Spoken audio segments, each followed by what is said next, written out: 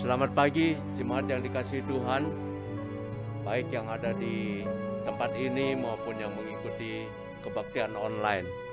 Mari kita mulai kebaktian ini. Saya akan berdoa untuk doa pembukaan. Tuhan Allah Bapa kami yang dalam surga, terima kasih Tuhan kalau pada pagi hari ini kami boleh berkumpul di tempat ini.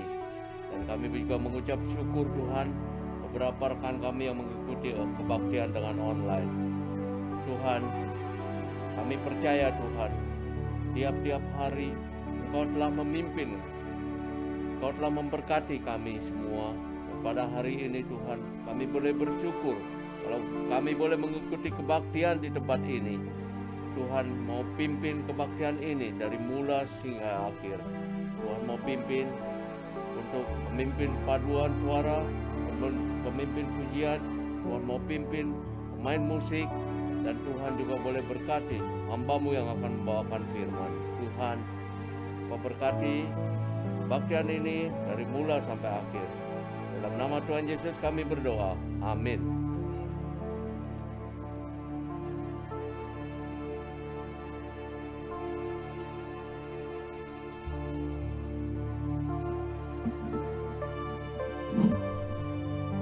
Shalom. Silakan duduk. Mari kita. Selamat pagi, Pak Emil. Bentar.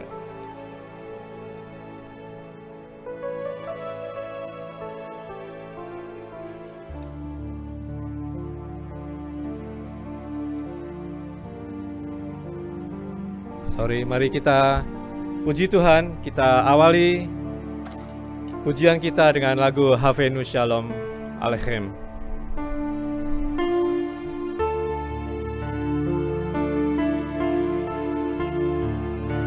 Mari kita nyanyikan sambil berdiri.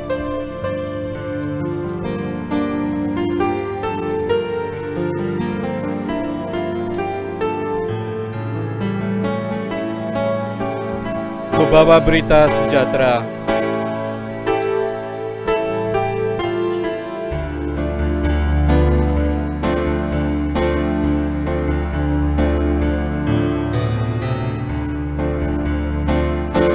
Havenu Shalom Aleichem, Havenu Shalom Aleichem, Havenu Shalom Aleichem, Havenu Shalom Shalom Shalom Aleichem, Havenu Shalom Aleichem, Havenu Shalom Aleichem, Havenu Shalom Aleichem, Havenu Shalom Shalom Shalom Aleichem. Ku bawa berita sejahtera, ku bawa berita sejahtera, ku bawa berita sejahtera, ku bawa berita sejahtera. Sekali lagi. Havenu Shalom Aleichem, Havenu Shalom Aleichem, Havenu Shalom Aleichem, Havenu Shalom Shalom Shalom Aleichem. Ku bawa berita sejahtera, ku bawa berita sejahtera, ku bawa berita sejahtera, ku bawa berita sejahtera. Nyanyi bagi Dia lagu baru, nyanyi bagi Dia seluruh bumi, nyanyi bagi Dia lagu baru, nyanyi bagi Dia seluruh bumi, nyanyi bagi Dia lagu baru, nyanyi bagi Dia seluruh bumi, nyanyi bagi Dia lagu baru, nyanyi bagi Dia seluruh bumi. Allah besar yang layak dipuji, Allah besar yang layak dipuji. Bersukacitalah, bersukacitalah dalam Allah, oh Israel. bersukacitalah, bersukacitalah dalam Allah, oh Israel. Rayakan dan tarilah di depan Allah, Dialah pemenang. Rayakan dan tarilah di depan Allah, Dia pemenang. Bersukacitalah, bersukacitalah, bersukacitalah dalam Allah, oh Israel. Bersukacitalah, bersukacitalah dalam Allah, oh Israel.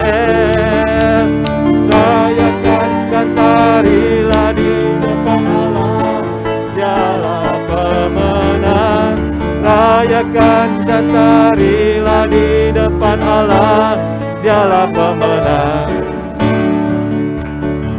Dengan Allah lakukan yang besar, dengan Allah menghancurkan musuh. Kita nyanyi serukan kemenangan. Yesus Raja Allah adalah pemenang. Bebaskan umatnya, firman-Nya menghancurkan musuh. Dunia lihat kita, dengan Allah lakukan yang besar, dengan Allah menghancurkan musuh. Kita nyanyi serukan kemenangan. Yesus Raja Allah adalah pemenang. Bebaskan umatnya, firman-Nya menghancurkan musuh. Dunia lihat kita.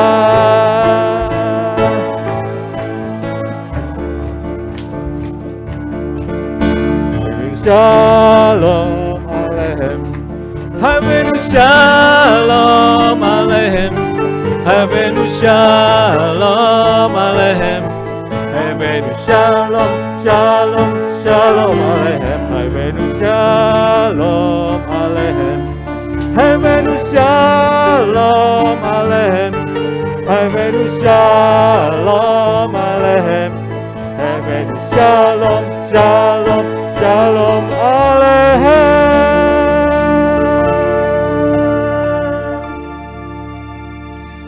Amin, puji Tuhan. Silakan duduk saudara-saudara.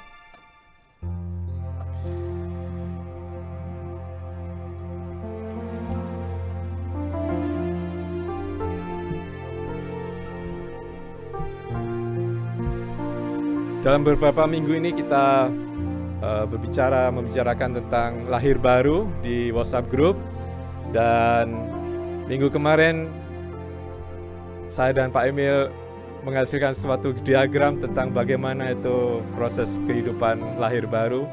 Ada saya printkan di situ di tembok sana. Jadi kalau mau melihat boleh melihat di sana, di mana suatu proses keselamatan, bagaimana itu suatu hal yang penting. Dan lagu berikut adalah merefleksikan bagaimana hidup baru itu. Mari kita nyanyikan bersama-sama.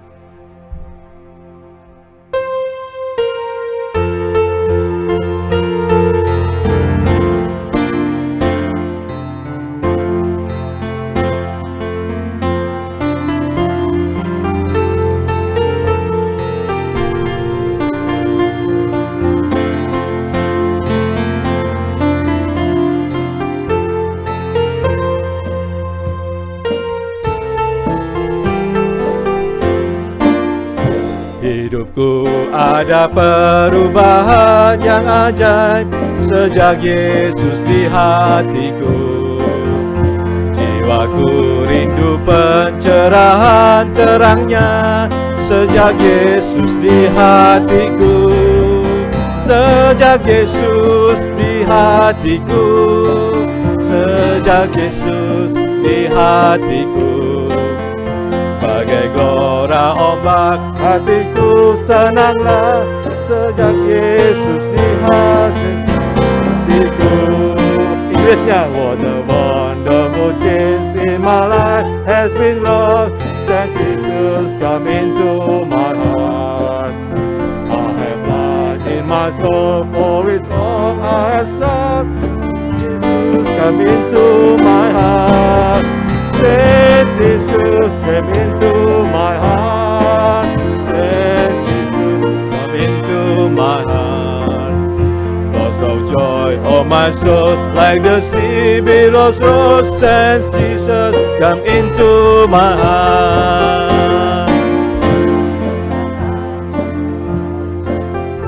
Yang sesat sejak Yesus di hatiku, meski banyak dosa namun Ia sucikan. Sejak Yesus di hatiku, sejak Yesus di hatiku, sejak Yesus di hatiku. Bagai gelora ombak hatiku senanglah sejak Yesus di hatiku. I have ceased from my wandering and going astray, since Jesus came into my heart. And my sins, which were many, all was away, since Jesus came into my heart. Since Jesus came into my heart, since Jesus into my heart. Lots of joy, oh my soul, like the sea billows rose. Since Jesus came into my heart.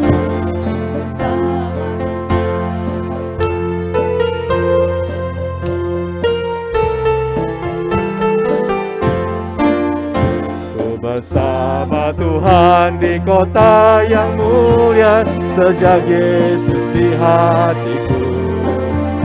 Hatiku senanglah, langkahku ringanlah, sejak Yesus di hatiku. Sejak Yesus di hatiku, sejak Yesus di hatiku. Bagai gelora ombak hatiku senanglah, sejak Yesus di hatiku. Sejak Yesus di hatiku, sejak Yesus di hatiku.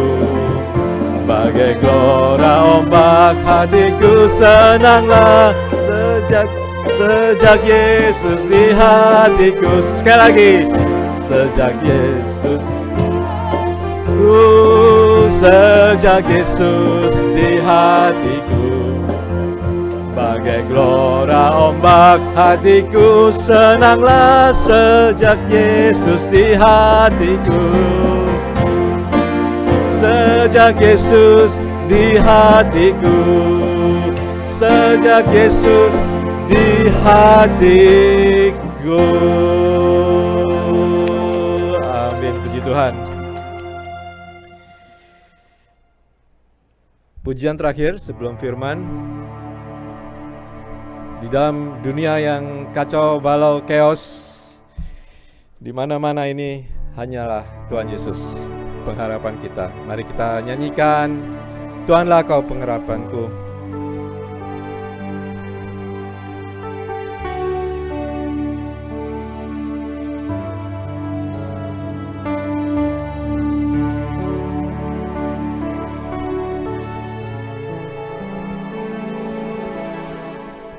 Tuhan, Kaulah pengharapanku. Ku percaya hanya kepadamu. Yesus, Kaulah perlindunganku. Engkau yang selalu ku puji.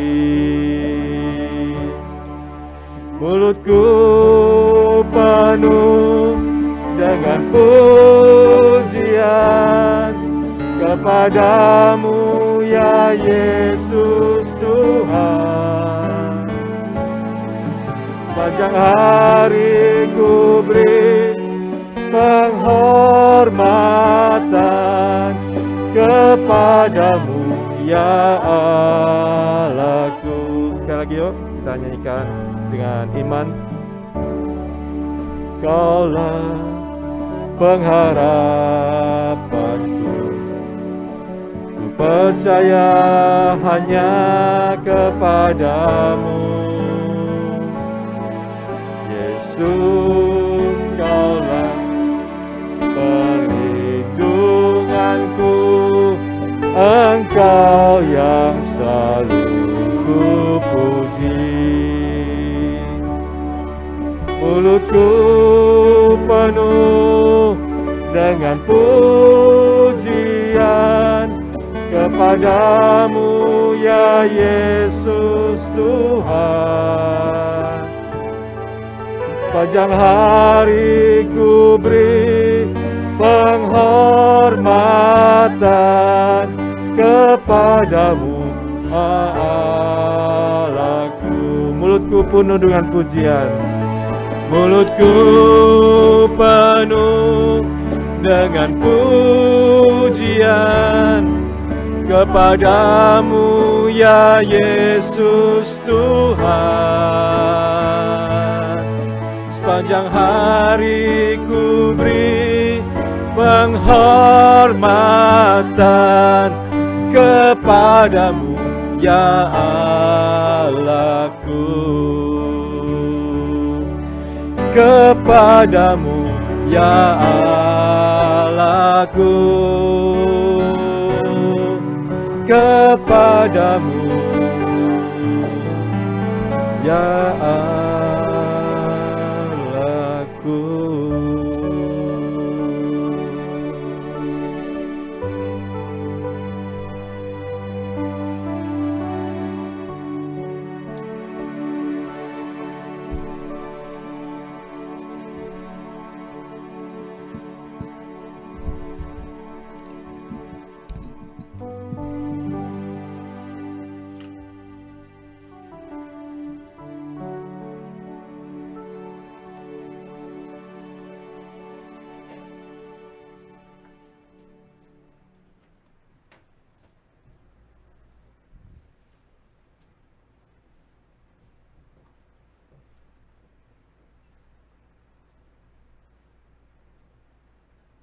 Selamat siang, saudara-saudara yang kekasih dalam Tuhan.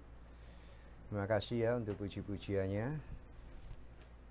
yang sudah disampaikan dengan sangat baik. Lagu yang terakhir itu sangat menyentuh hati ya. Sangat dan kaya dengan pengertian dan makna teologis yang sangat dalam.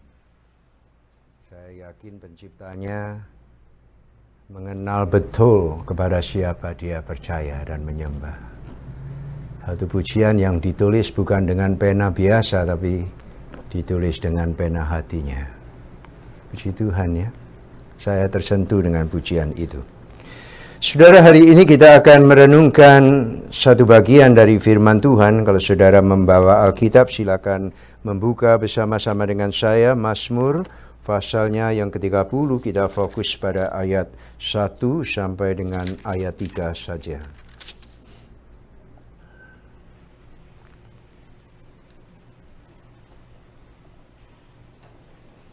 Mazmur pasal 30 ayat 1 sampai dengan ayat 3.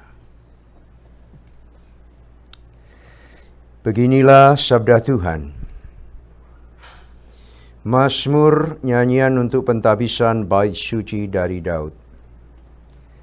Aku akan memuji Engkau, ya Tuhan, sebab Engkau telah menarik aku ke atas dan tidak memberi musuh-musuhku bersukacita atas aku. Tuhan Allahku, kepadamu aku berteriak minta tolong, dan Engkau telah menyembuhkan aku. Sekali lagi ayat 4 ya, tambah ya. Tuhan, Engkau mengangkat aku dari dunia orang mati. Engkau menghidupkan aku di antara mereka yang turun ke liang kubur. Mari kita berdoa.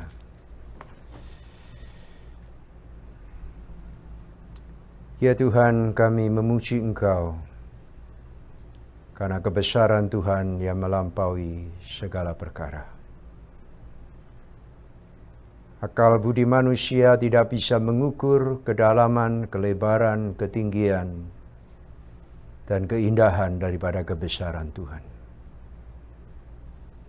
Dan tidak ada satu alat pun termasuk agama-agama kepercayaan, kebaikan, dan upaya manusia untuk membawa tali ukuran mengukur kebesaran Tuhan. Apabila ada seseorang yang mengaku dapat mengukur kebesaran Tuhan, maka kebesaran Tuhan itu telah dibatasi. Sebab kebesaran-Mu ya Tuhan melintasi sejarah. Kebesaran-Mu Tuhan tidak cukup dengan pena sedalam dan selebar lautan untuk melukiskan dan menguraikannya. Walaupun hanya setitik daripada kebesaran, keindahan, dan keagungan kebesaran-Mu itu. Tidak ada satu pena pun dan tinta yang bisa menjabarkannya dengan jelas. Walaupun 1000 lidah dari sejarah, lintas sejarah dari manusia, itu dikumpulkan menjadi satu untuk menyatakan the story of your greatness. Tidak cukup ya Tuhan untuk menjelaskan kebesaran-Mu yang incomprehensible, melampaui rasio manusia. Walaupun kami memiliki perasaan yang paling tajam sekalipun, dan kami ingin merasakan kebesaran Tuhan, maka perasaan manusia itu pun hanya ilusi kecil untuk bisa mengungkapkan dan merasakan satu titik saja daripada kebesaran-Mu yang ajaib itu. Tetapi sungguh sangat disayangkan ya Tuhan. Dan ini merupakan penyesalan dari gereja di sepanjang abad dan zaman. Yang merupakan duri yang menikam sejarah kehidupan bangsa Israel dari waktu ke waktu. Bahkan tertera di dalam sejarah manusia itu sendiri bahwa kebesaran Tuhan itu terlupakan.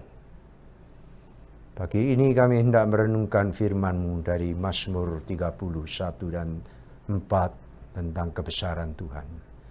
Memohon Roh Kudus menolong kami untuk bisa mengerti dengan baik. Dalam nama Yesus kami berdoa. Amin. Nah, saudara, dengan hati yang hancur sebetulnya saya ingin menyampaikan firman Tuhan dengan tema jangan lupakan kebesaran Allah. Saya menulis Alkitab dari Kejadian sekarang sampai pasal terakhir dari kitab Yeremia. Satu hari dibaca oleh domba-domba saya itu 5 pasal setiap hari dengan uraian. Banyak dari mereka yang mengeluh, saudara. Karena kok banyak begitu ya. Tapi mereka tidak sadar bahwa waktu yang terbanyak yang mereka pakai itu sebetulnya tidak cukup untuk merenungkan firman Allah. Hanya sekian persen, less than 10% dari waktu yang dipakai untuk merenungkan firman Tuhan. Semakin saya menulis firman Allah sampai di dalam kitab Yeremia, saya betul-betul sadar. Ada satu hal yang dilupakan oleh sejarah manusia. Mulai dari Adam dan Hawa sampai sekarang. Yaitu tentang kebesaran Allah. Dan ini terbukti di dalam Taman Eden, saudara-saudara, bahwa Adam dan Hawa itu gagal untuk melihat dan mengerti kebesaran Allah. Sehingga mereka itu mendengar kata-kata iblis yang menjanjikan bahwa apabila mereka itu memakan buah larangan yang diperintahkan oleh Tuhan untuk tidak dimakan, itu iblis menjanjikan bahwa engkau akan menjadi seperti Allah. Dalam pengertian engkau mengetahui ini baik dan ini jahat. Engkau memiliki the knowledge of evil and the knowledge of good. Dengan Dengan demikian saudara-saudara, bahwa iblis itu membuat kebesaran, kedahsyatan, kedaulatan Allah itu hanya satu hal yang kecil saja, di mana manusia apabila dia makan apa yang dilarang oleh Tuhan itu, maka seketika dia akan berubah menjadi seperti Allah. Jadi kebesaran Allah yang tidak terukur itu diminimalis oleh iblis dan diberikan sebagai sepotong roti yang kecil, dan dikatakan kepada Adam dan Hawa, kalau engkau makan ini, engkau akan terbuka matamu dan engkau akan menjadi seperti Allah dan engkau bisa mengetahui ini baik, ini jahat. Hanya sebatas itu saja, saudara. Jadi sejak dari semula manusia itu gagal untuk menyelami, untuk mengerti kebesaran Allah. Dan iblis menggantikan dengan sesuatu yang berbeda, saudara. Sehingga makin hari manusia itu semakin kehilangan kemampuan untuk mengerti apa itu kebesaran Allah. Jadi seperti jemaat di Laodikia. Saudara mungkin sudah belajar bahwa Laodikia itu adalah kota yang kaya raya dan gereja itu dihadiri oleh para cukong, pemegang atau pemodal-pemodal besar. Terdiri dari konglomerat yang menjalankan dua bisnis besar. Yang pertama adalah emas dan yang kedua wool yang berkualitas sangat tinggi. Dan kemudian di gereja itu dihuni oleh orang-orang yang memiliki pendidikan yang tinggi, yang sangat populer ialah pendidikan di bidang kedokteran, saudara. Dan kota daripada Laodikia itu menghasilkan satu obat yang disebut obat mata Frigia, yang bisa membuat mata itu sedemikian rupa sehingga terkenal di seluruh permukaan bumi pada waktu itu. Sehingga pada waktu itu saudara-saudara, jemaat Laodikia itu sangat meninggikan kepunyaan atau material yang mereka miliki, saudara. Mereka sangat hedonis, mereka sangat materialistis, dan mereka memang menyembah Tuhan. Tetapi sekali lagi saudara-saudara, tujuan utama di dalam hidup mereka itu bukan mencari Tuhan, bukan kebesaran Tuhan, tetapi yang dicari oleh mereka itu adalah kedudukan, saudara-saudara. Mereka sebetulnya tidak membutuhkan Tuhan, mereka memiliki segala sesuatu, and yet mereka masih tinggal di dalam gereja. Oleh sebab itu, mereka hatinya tidak ada di gereja, pikirannya tidak ada di gereja, dan mereka pada saat beribadah itu betul-betul hatinya tidak beribadah kepada Tuhan. Oleh sebab itu dikatakan kau suam-suam kuku, tidak dingin, tidak panas. Kemudian yang paling ironis ialah dikatakan bahwa Tuhan itu mengetuk pintu jemaat di Laodikia. Barang siapa yang membuka dan mengizinkan dia masuk, maka Tuhan akan makan, minum, dan menikmati banyak hal bersama dengan dia. Ini bukan konsep keselamatan, sekali lagi ya saudara. Banyak dipakai, barang siapa mengizinkan Tuhan Yesus masuk, maka engkau ada diselamatkan. Bukan ini. Mengetok pintu, Tuhan Yesus berdiri di depan pintu, tidak berbicara tentang keselamatan. Sebab mengapa? Karena jemaat Laodikia itu adalah orang-orang percaya. Orang-orang Kristen. Walaupun mereka, saya tidak mengerti, tidak tahu, Alkitab tidak mencatat mereka itu lahir baru atau bukan, tetapi mereka adalah orang percaya. Jadi pada saat Tuhan Yesus berdiri di depan pintu, itu tidak berbicara tentang keselamatan, saudara. Seolah-olah keselamatan itu adalah upaya membuka pintu yang dibukakan oleh kita, maka anugerah itu masuk, Tuhan Yesus itu masuk dan menerima, dan saudara menerima keselamatan. Bukan ini artinya. Yang dimaksud di sini ialah orang percaya di Laodikia melemparkan Tuhan Yesus keluar dari rumah. Pintu, konsep pintu itu ada hubungannya dengan rumah tangga. Pintu ada hubungannya dengan gereja. Pintu ada hubungannya dengan satu kerajaan yang besar. Jadi kalau sampai Tuhan Yesus itu berdiri di luar rumah, sampai Tuhan Yesus itu berdiri di luar gereja, berarti saudara-saudara, yang menjadi kepala di dalam rumah tangga itu bukan Kristus. Yang menjadi kepala di dalam gereja itu bukan Kristus. Yang disembah di dalam rumah tangga itu bukan Kristus. Yang dipuja dan yang menjadi pusat ibadah itu bukan Kristus di dalam gereja. Sebab mengapa? Yang menjadi kepala daripada rumah tangga, yang menjadi kepala gereja adalah diri mereka sendiri, tuan rumah mereka sendiri. Oleh sebab itu di sini jelas sekali bahwa Tuhan Yesus itu ditaruh di luar. Dan yang di dalam yang menjadi raja, yang menjadi kepala dan menjadi penguasa itu adalah bapak-bapak rumah tangga.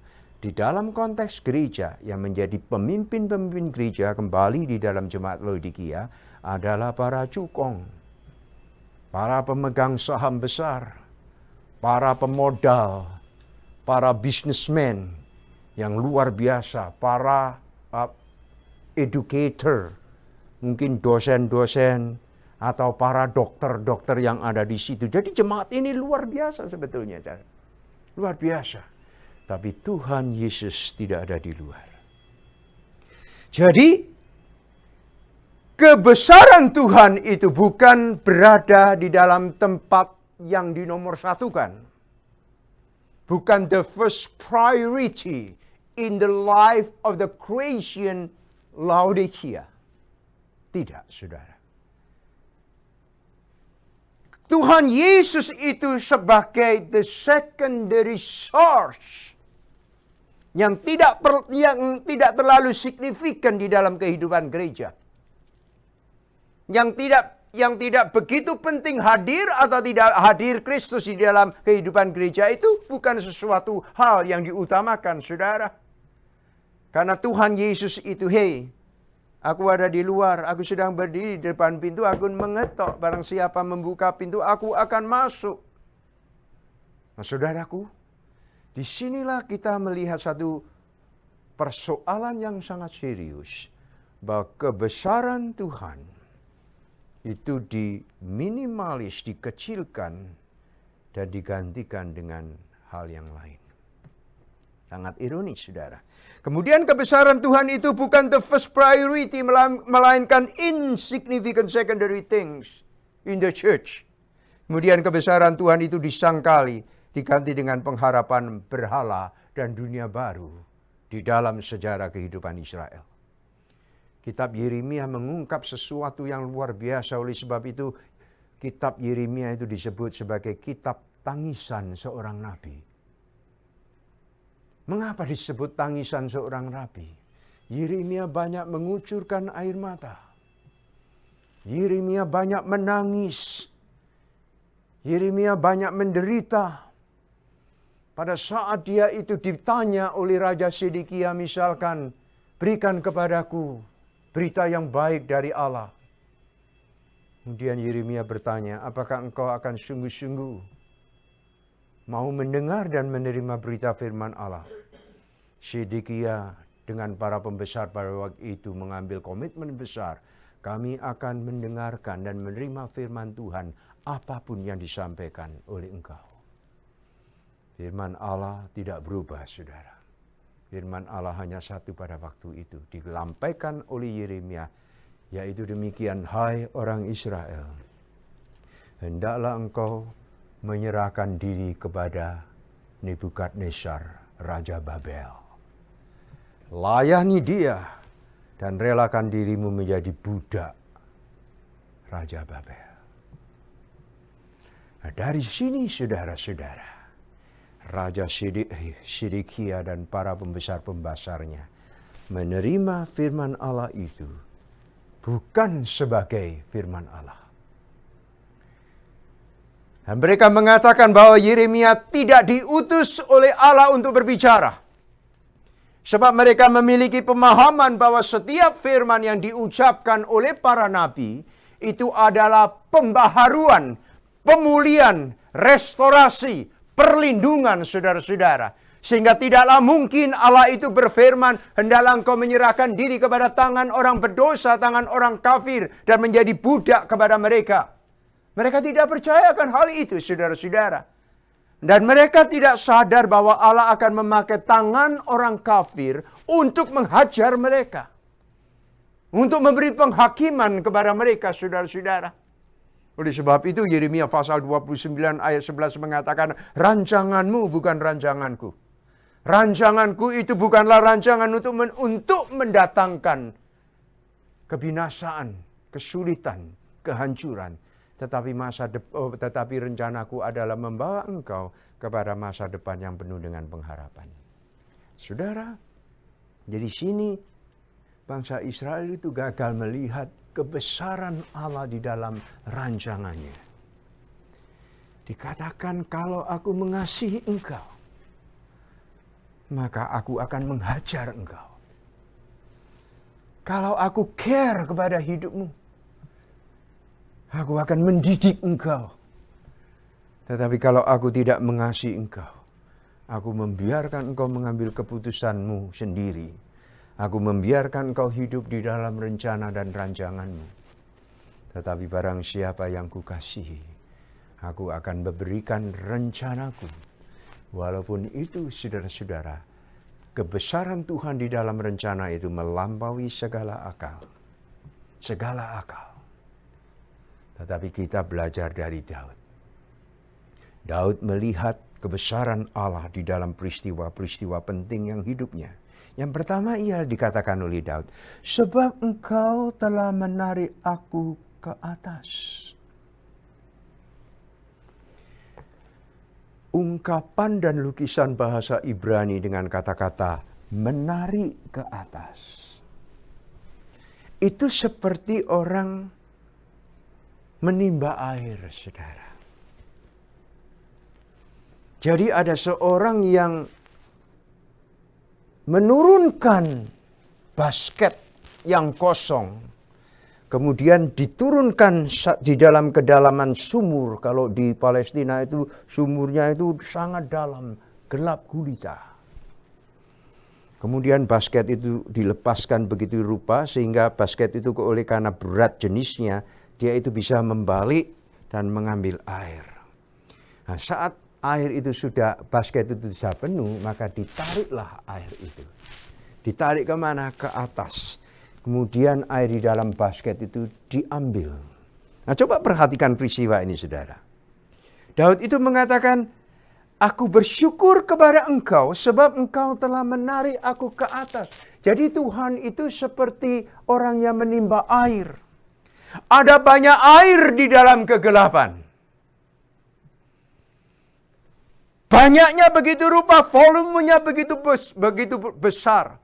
Tetapi hanya satu basket yang diambil oleh Tuhan. Dan basket inilah yang diangkat ke atas oleh Tuhan. Dan pada saat basket ini diangkat ke atas oleh dia, oleh tangannya yang kuat, maka air itu adalah air yang dipisahkan dari kegelapan. Air itu dipisahkan dari air-air yang lain. Dan air ini yang ada di dalam basket bukan lagi bagian daripada air di dalam sumur. Tetapi sesuatu yang luar biasa di sini, pas air di dalam basket ini sekarang menjadi milik Tuhan. Menjadi milik Tuhan. Air yang dikhususkan bagi Tuhan. Air yang oleh Tuhan dipandang sebagai air yang layak untuk diminum. Air yang sehat. Air yang dia banggakan, saudara-saudara. Air yang bukan untuk siapa-siapa lagi. Kalau Tuhan mengadakan pesta, kalau Tuhan mengadakan perjamuan seperti di dalam Laodikia tadi, aku mengetuk pintu. Barang siapa yang membuka pintu, aku akan masuk dan aku akan makan dan minum bersama-sama. Ini tentang konsep eskatologi, perjamuan anak domba. Bahwa setiap orang yang dipisahkan oleh dia, yang menjadi miliknya saudara-saudara, yang dilahirkan baru di dalam Yesus, diundang memasuki pesta ini. Pesta anak domba. Nah, di sini saudara-saudara sesuatu yang ajaib. Begitu air ini menjadi milik dia. Air ini dikhususkan. bagi perjamuan anak domba. Air yang layak untuk didekatkan di hadapan Sang Domba Allah yang Maha Tinggi ini. Kita tidak melihat ini. Banyak orang menangis. Kenapa Tuhan melemparkan aku di dalam sumur? Kenapa? Seperti Yusuf dilemparkan di dalam sumur. Yusuf tidak mengetahui apa rencana Tuhan, saudara. Tetapi begitu dia sampai di Mesir, matanya terbuka dan melihat bahwa di dalam sumur itu adalah awal daripada kebesaran Tuhan yang akan dinikmati oleh Yusuf. Di dalam kesengsaraan tidak seorang pun bisa melihat kebesaran Tuhan, saudara. Di dalam kehidupan yang kaya raya, dalam kelimpahan seperti orang-orang Laodikia, Israel yang hidup di dalam kelimpahan sehingga mereka itu menyembah dewa Baal. Karena mereka memiliki keyakinan bahwa dewa inilah yang memberikan curah hujan yang banyak. Saudara. Dan orang-orang Moab itu mencobai anak-anak muda dari Israel. Sehingga mereka jatuh di dalam dosa dan menyembah kepada dewa orang Moab. Dewa yang haus akan korban manusia yang disembelih. Dan umat Israel jatuh dalam dosa yang sama. Karena mereka gagal melihat kebesaran Tuhan. Israel di padang gurun itu begitu banyak menghadapi pencobaan dalam hidup. Kesulitan alam. Kehausan, kelaparan. Dalam saat yang kecil saja. Mereka gagal melihat kebesaran Tuhan. Yusuf salah satu orang yang melihat kebesaran Tuhan di dalam penjara. Yusuf adalah salah satu orang yang melihat kebesaran Tuhan di dalam sumur. Dan kita melihat Raja Daud, satu-satunya raja yang tidak pernah jatuh di dalam penyembahan berhala, saudara. Satu-satunya raja yang menghadapi kehidupan yang begitu rupa. Oleh karenanya disebutkan engkau mengangkat aku keluar. Itu sama pada saat itu Daud itu sudah berada di dalam ke dalam penderitaan dan nyaris binasa di dalamnya. Kematian senantiasa akan menyemput dia. Tetapi di dalam keadaan seperti ini, Daud itu bisa melihat kebesaran Allah. Kebesaran Allah yang luar biasa. Dan inilah saudara, yang didambakan oleh Tuhan di dalam kehidupan orang percaya. Bukan saja dalam keadaan berlimpah-limpah saudara. Oh, betapa besarnya berkat Tuhan itu. Kemudian diganti dengan penderitaan sedikit saja sudah bersungut-sungut di hadapan Tuhan. Seperti bangsa Israel. Saudara masih ingat peristiwa AirAsia? Ada satu keluarga dari Malang, terdiri dari suami, istri, dan anak-anaknya. Istrinya itu memang rajin berdoa ya. Tapi istrinya kalau berdoa itu panjang. Sama dengan istri saya, kalau doa itu panjang. Kadang-kadang saya sampai ngantuk. Kadang-kadang saya menunggu kok enggak amin-amin. Mak saya enggak berani ngomong. Enggak berani ngomong. Nah ini keluarga ini mau berangkat saudara ke Surabaya, mau naik AirAsia. Istrinya itu berdoa amin-amin. Panjang banget. Sampai akhirnya amin. Suaminya buru-buru ke Juanda Airport di Surabaya. Tapi terlambat. AirAsia itu ternyata berangkat lebih awal saudara. Mereka marah-marah.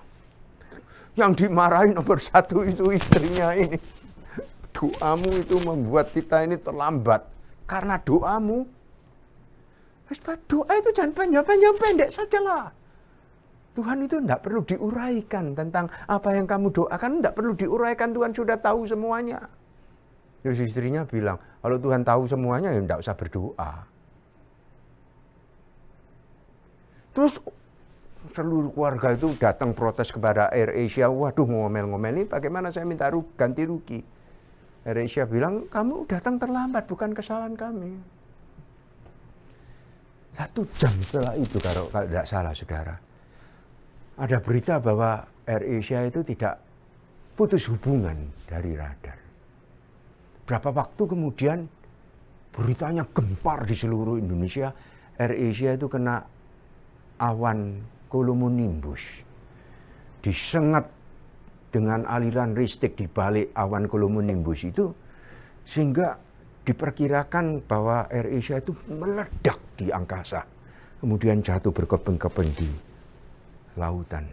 1 bulan orang Amerika di bagian utara tengah tidak mau makan makanan ikan dari Indonesia karena mereka khawatir ikannya makan jasad-jasadnya orang yang sudah meledak itu.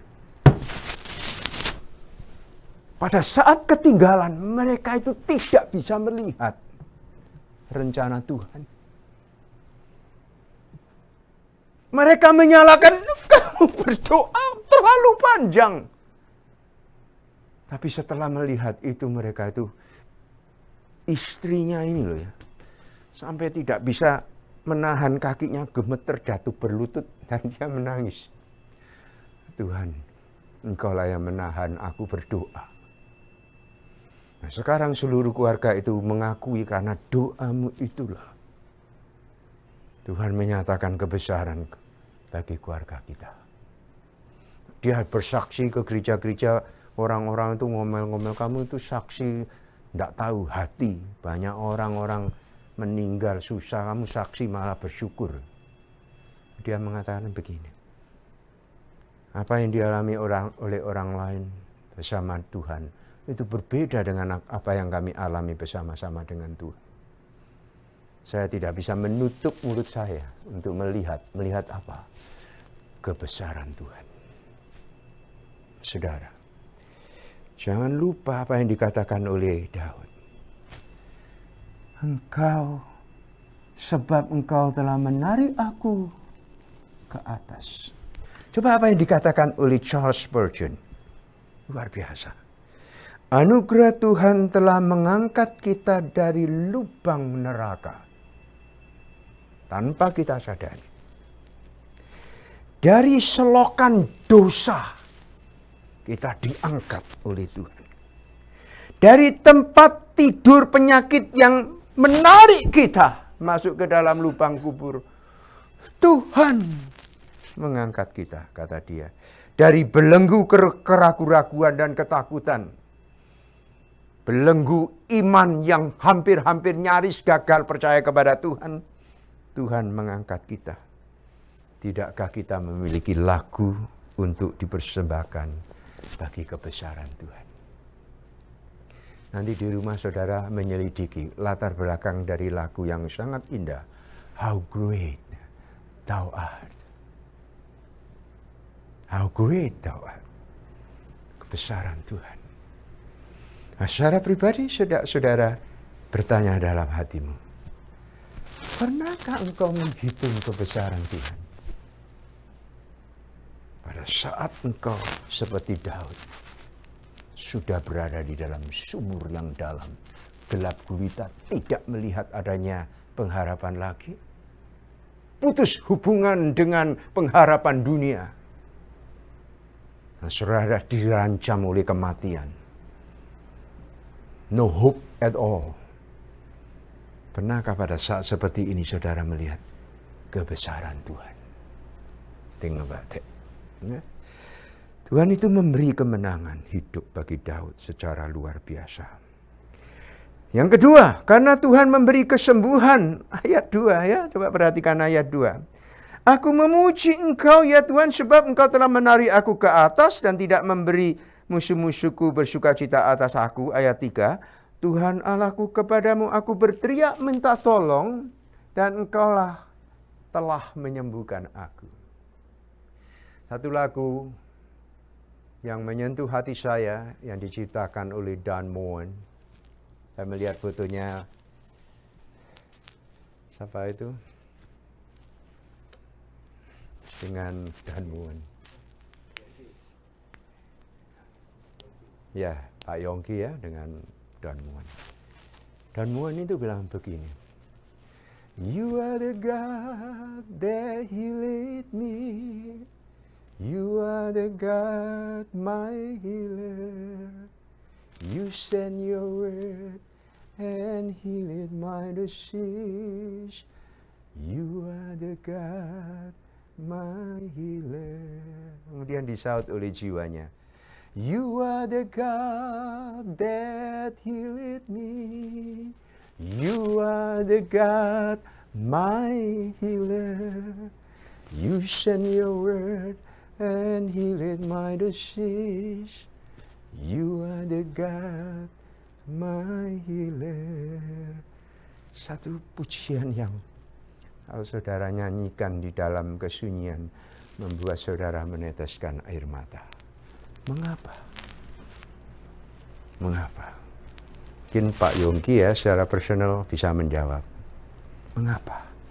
Sebab kesembuhan itu adalah penambahan umur.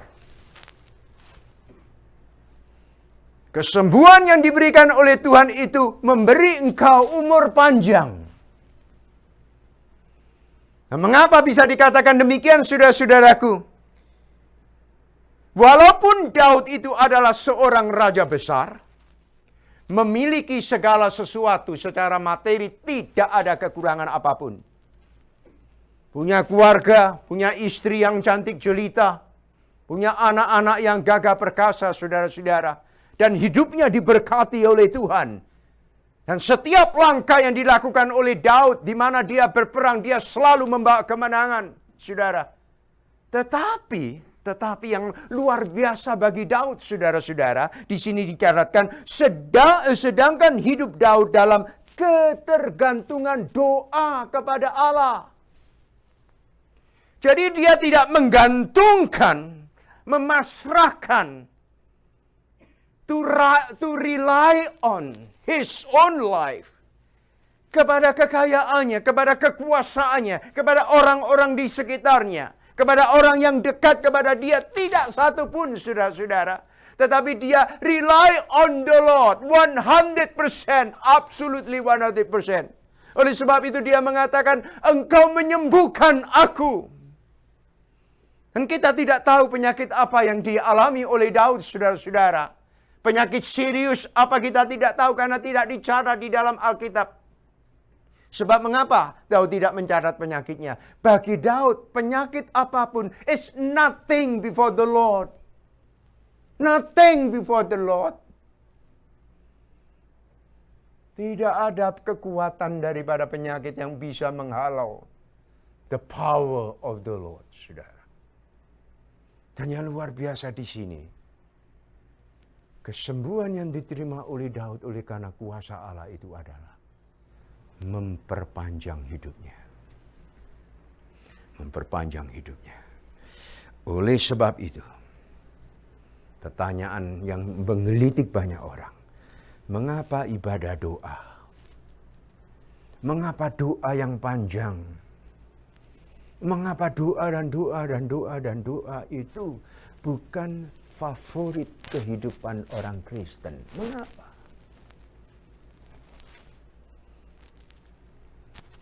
Kalau saudara cek ibadah-ibadah doa di seluruh Amerika ini, gereja-gereja di Amerika, ibadah doa itu dihadiri orang yang paling sedikit, saudara. Lain dengan di Korea Selatan. Pada waktu Korea itu mengalami kebangunan rohani, saudara, kebaktian doa itu jauh lebih banyak daripada ibadah hari Minggu. Dan ketika di dalam Kisah Para Rasul, Petrus itu membawakan khotbahnya, 5.000 orang bertobat. Kemudian berkhotbah lagi 4.000 orang bertobat. Sejak saat itu terjadi kebangunan rohani yang besar, yang luar biasa, saudara. Pada waktu itu dikatakan di dalam Kisah Rasul pasal 4, orang-orang itu berkumpul di dalam rumah masing-masing, memecahkan roti, kemudian melakukan perjamuan bersama-sama, dan bagian yang terakhir disebutkan mereka bertekun di dalam doa. Nah, mengapa orang-orang itu tidak suka berdoa? Karena mereka tidak suka memiliki umur panjang. Tidak suka umur panjang. Orang Kristen yang tidak berdoa itu umurnya pendek. Yang saya maksud adalah doa yang sejati. Doa yang mengerti. How great thou art. How great thou art. Doa itu memperpanjang umur. Raja Hizkia, Tuhan mengatakan engkau akan mati. Dia berdoa. Berdoa. Karena apa dikatakan Alkitab? Tuhan menambah umurnya berapa tahun? 15 tahun. Penambahan umur terjadi oleh karena doa. Saudara, kesembuhan dalam arti luas adalah pertolongan dan keselamatan dari Tuhan untuk setiap kebutuhan besar yang menyangkut hazard hidup kita ini. Jadi yang dimaksud oleh Raja Daud bukan sekedar kesembuhan secara fisik, tetapi yang dimaksud kesembuhan ini adalah kebutuhan besar dalam kaitan dengan hazard hidup keluarga saudara. Berkaitan dengan kebutuhan yang sangat mendasar, yang bersangkut paut dengan keberlangsungan hidup kita, kelestarian hidup rumah tangga, kesenambungan daripada hidup seluruh tiang-tiang dan sumber-sumber yang mensupport hidup kita. Yang terakhir saudara, karena Tuhan melestarikan hidup Daud, ayat 4. Tuhan, engkau mengangkat aku ke dunia orang mati. Engkau menghidupkan aku di antara mereka yang turun dalam liang kubur. Artinya apa saudara? Daud sudah berada di dalam saat-saat dia akan mati. Dan Daud merasakan dia sendirian. Tidak ada seorang pun yang menolong dia. Dan tidak ada pengharapan lagi, saudara. Jadi sudah dekat kuburan. Sudah divonis mati. Tapi luput. Tidak kena. Sebab mengapa saudara-saudara? Di tengah-tengah kehidupan seperti itu, Daud itu mengatakan di dalam ayat 4, Tuhan engkau mengangkat aku dari dunia orang mati. Bukan orang lain. Sudah dekat hidupnya dari kubur, tapi luput. Ya, saudara. Kalau saudara perhatikan di sini ya, mengangkat dari dunia orang mati itu ada hubungannya dengan yang dikatakan oleh Tuhan, turun ke dalam liang kubur. Kemudian ada bagian Alkitab lain itu mengatakan demikian. Ya Tuhan, sendengkanlah telingamu kepada mulutku. Nah, dalam bahasa Ibrani bukan sendengkanlah. Dalam bahasa Ibrani itu ialah tidak bisa diterjemahkan dalam bahasa Indonesia atau bahasa Inggris, tapi basa Jawa. Artinya ya, Tuhan templekno. Templekno bibirmu iku nang kupingku. Nah, artinya begitu. Bow down your lip to my ear. Templekno. Templekno artinya apa, saudara-saudara? Ditemplekno muridnya ke telinga orang itu dalam keadaan apa? Sekarat. Mau mati. Sudah berada di dalam liang kubur, saudara. Betul tidak? Betul tidak? Ada seorang AI yang sudah mau meninggal, saya menempelkan daun telinga saya dekat kepada mulutnya pada saat dia berkemik-kemik gini. Saat itu saya mendengar. Nah, saat ini saudara, Daud di dalam keadaan mau mati, mau binasa, tidak ada pertolongan, tidak ada satu alat pun yang bisa mengangkut dia keluar dari tempat itu. Sudah ada di dalam lubang kubur. Di dalam lubang kubur itulah dia berseru, Tuhan, templekno lambemu iku nang ngone kupingku. Untuk apa? Pada saat itu dengan tenaga yang terakhir, ada dua hal. Tuhan, angkatlah aku. Yang kedua, Bapa, kuserahkan rohku ke dalam tangan-Mu. Oh, haleluya. Berbahagialah orang yang telinga Tuhan itu ditunjukkan. Sebab mengapa Tuhan Yesus berkata demikian kepada Bapaknya? Aku bersyukur kepadamu Bapa. Oleh karena siapa yang Engkau berikan kepadaku, tidak akan direnggut daripadaku. Mereka akan menjadi milikku. Dan aku menjadi milik dia. Kemudian Yohanes 15 mengatakan, I will remain in you and you remain in me. Aku tinggal di dalam engkau dan engkau tinggal di dalam aku. Dimanapun aku berada, engkau akan ada di situ. The whisper of our soul yang mengatakan, into thy hand I submit my spirit. Saudara, celakalah orang pada saat dia menghembuskan nafasnya, dia tidak melihat Tuhan. Dia tidak melihat telinga Tuhan mendengar suara dia.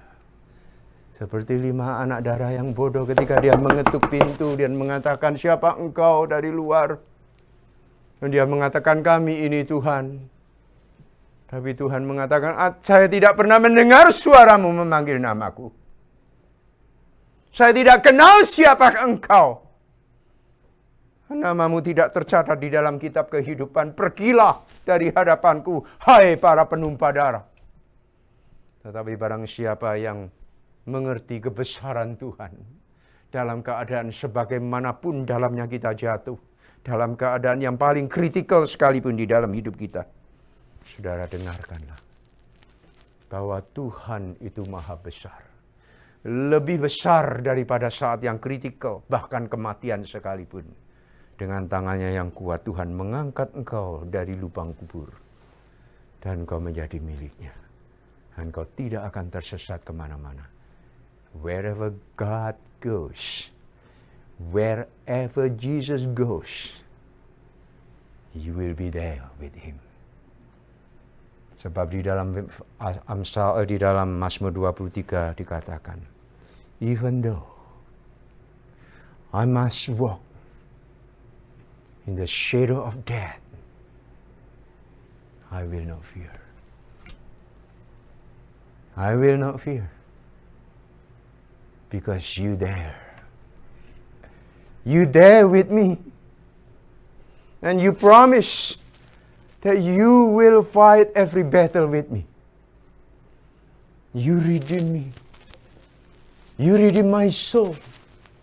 And my soul is belong to you. And no one is able to take the soul from your hand. Mari kita berdoa.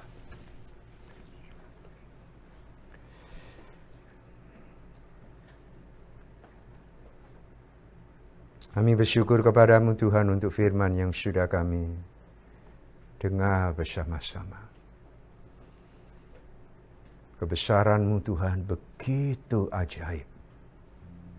Sampai di dalam lubang kubur sekalipun kami bisa melihat kebesaran.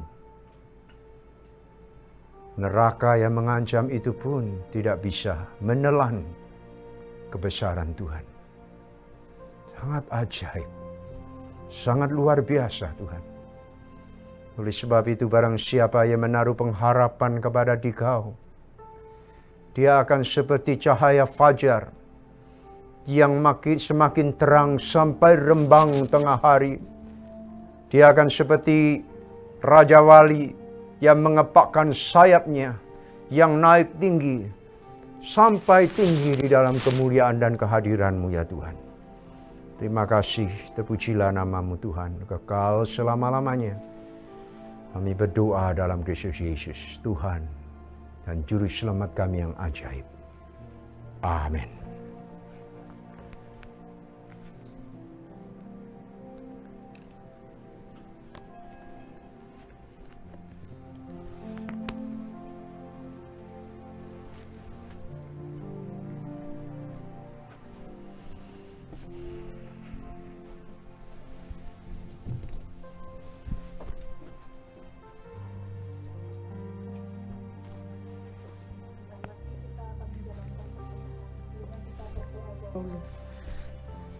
Terima kasih ya Tuhan, Engkau telah menyertai kami pada ibadah siang hari ini. Pada hari ini kami sudah dapat bertemu dan beribadah bukan karena kekuatan dan kebesaran kami, melainkan karena kebaikan-Mu. Terima kasih juga Tuhan atas berkat-berkat-Mu pada sepanjang minggu hari ini. Sebentar lagi kami akan memberikan persembahan, dan persembahan itu dapat menjadikan berkat bagi orang lain. Di dalam nama Tuhan Yesus kami sudah berdoa dan mengucap syukur. Haleluya, amin.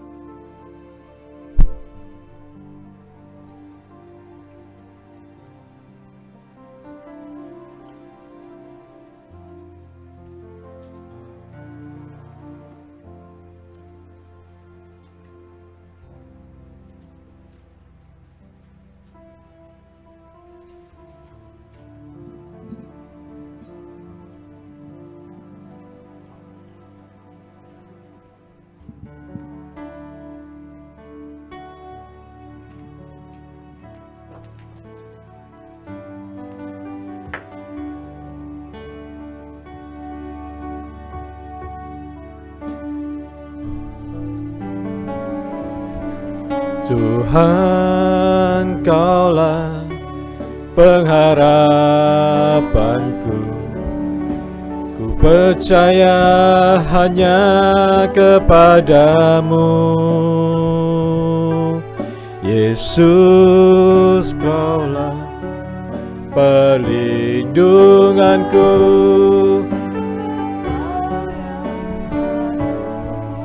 Puji semujian, pada pujian dalam ya Yesus Tuhan. Sepanjang hari ku beri penghormatan kepadamu ya Allahku. Sekali lagi. Mulutku penuh dengan pujian kepadamu ya Yesus Tuhan.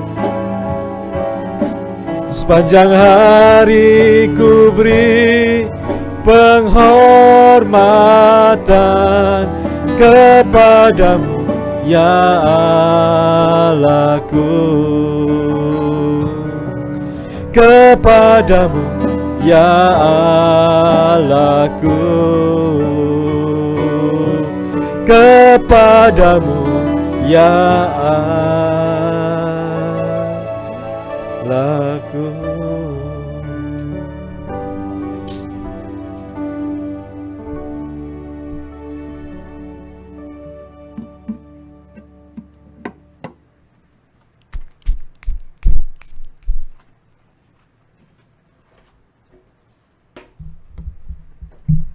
Marilah kita menundukkan kepala kita untuk berdoa syafaat pada siang hari ini.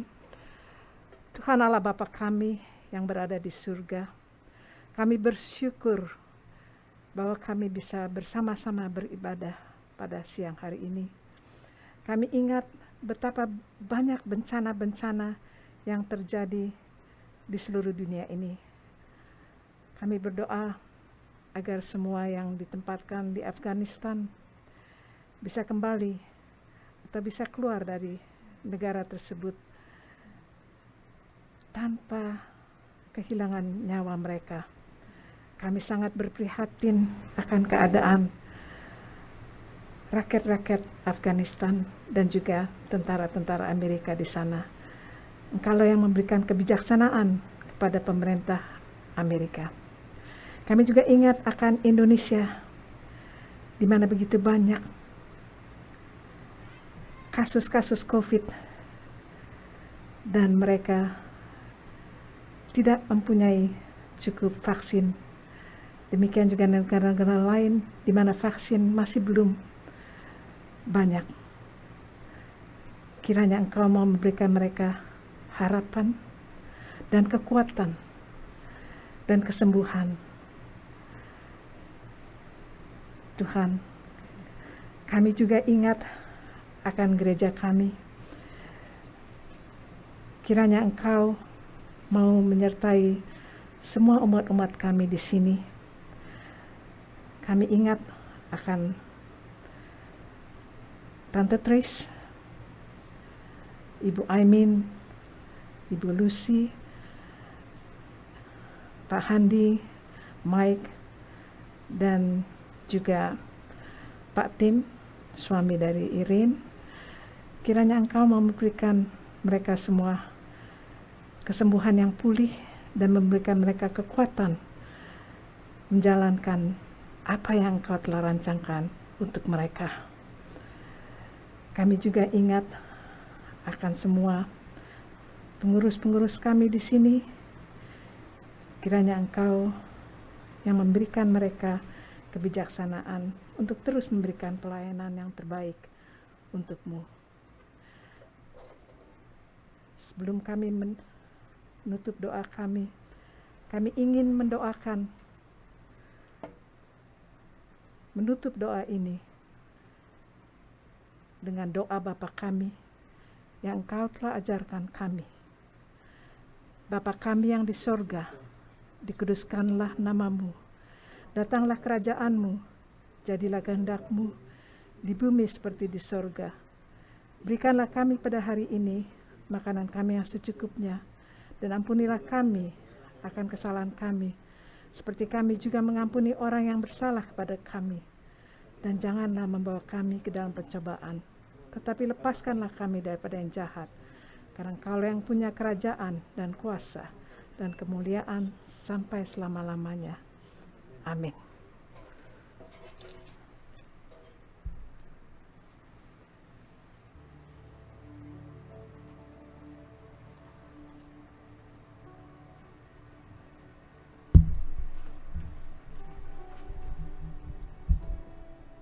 Mari kita nyanyikan lagu penutup Maranatha. Ada pengumuman? Tidak ada. Oke.